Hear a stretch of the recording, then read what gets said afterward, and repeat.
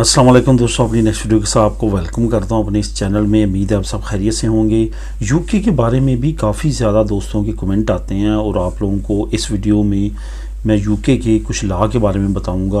और कुछ लोग ऐसे हैं जो कि यूके में जाना चाहते हैं एज असाइलम सीकर, रिफ्यूजी, और अमूमन तौर पे वो कमेंट करते हैं कि अगर हम यूके चले जाते हैं तो वहाँ पे हमारा लीगल प्रोसेस क्या होगा। ये स्पेशली वैसे तो तमाम लोगों के लिए वीडियो है, लेकिन स्पेशली उन लोगों के लिए जो कि ये कमेंट करते हैं।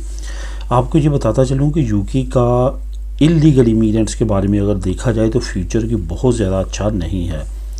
यूके में कुछ ऐसे कवानीन भी आ रहे हैं जो कि आने वाले वक्त में असाइलम सीकर्स को, रिफ्यूजीज़ को, रूल और रेगुलेशन को मज़ीद रिस्ट्रिक्ट करने जा रहे हैं। इस वजह से वहाँ पे जो आपको बेनिफिट्स इस वक्त मिल रहे हैं, फैमिलीज़ को मिल रहे हैं, या कुछ और अहम जो डेवलपमेंट्स हैं वहाँ पे जिसकी वजह से लोग बहुत ज़्यादा वहाँ का रुख करते हैं, वो आने वाले वक्त में महदूद कर दी जाएंगी, स्पेशली इल्लीगल इमिग्रेंट्स के लिए।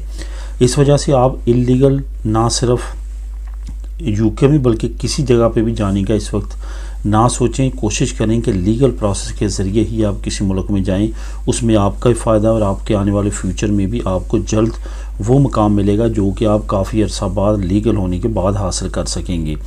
तो यहाँ पे बात करेंगे कि यूके में 20 साल वाला कौन सा प्लान है।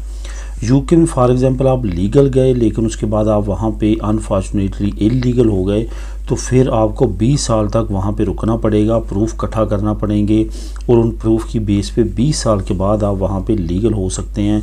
ये याद रखें कि ये मुद्दत बहुत लंबी है और बहुत सारे लोग जो हैं वो जवानी में जाते हैं और बूढ़े हो जाते हैं, अभी तक वो वहाँ पे लीगल नहीं होते।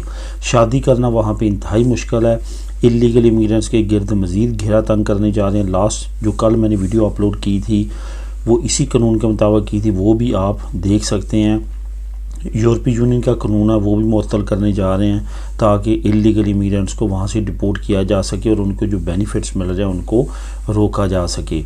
ओवरऑल बहुत मुश्किल हालात है वहाँ पे इस वक्त, ना सिर्फ इलीगल के लिए बल्कि लीगल के लिए भी। वहाँ पे इन्फ्लेशन रेट बढ़ने के बाद फैमिलीज़ के लिए, इलीगल लोगों के लिए काफ़ी ज़्यादा प्रॉब्लम्स हैं। यहाँ पे ये भी आपको मेंशन करता चलूँ कि वो लोग जो वहाँ पे जाते हैं, इलीगल हो जाते हैं, वो बाद में रुख करते हैं यूरोपियन कंट्री का लीगल होने के लिए, और मुख्तलिफ़ तरीक़ों के साथ वो पेमेंट करके दोबारा से इंग्लिश चैनल को अबूर करके वो यूरोपीय यूनियन के किसी मुल्क में आते हैं जिसमें उनका हॉट फेवरेट जो है वो पुर्तगाल है, स्पेन है और इटली है। ये तीनों मुल्क में वो आते हैं। उनको मालूम है यहाँ पे 1, 2, 3 साल में उनके डॉक्यूमेंट बन जाएंगे, तो इस वजह से वो दोबारा से इन्हीं मुल्क का रुख करते हैं। यहाँ से लीगल होने के बाद यहाँ पे वो रहना शुरू करते हैं। इस वजह से जो भी इलीगल जाने के बारे में यूके में सोच रहा है वो अच्छी तरह से इन तमाम चीज़ों को याद रखे। मिलेंगे नेक्स्ट वीडियो में नई अपडेट्स के साथ। अल्लाह हाफिज़।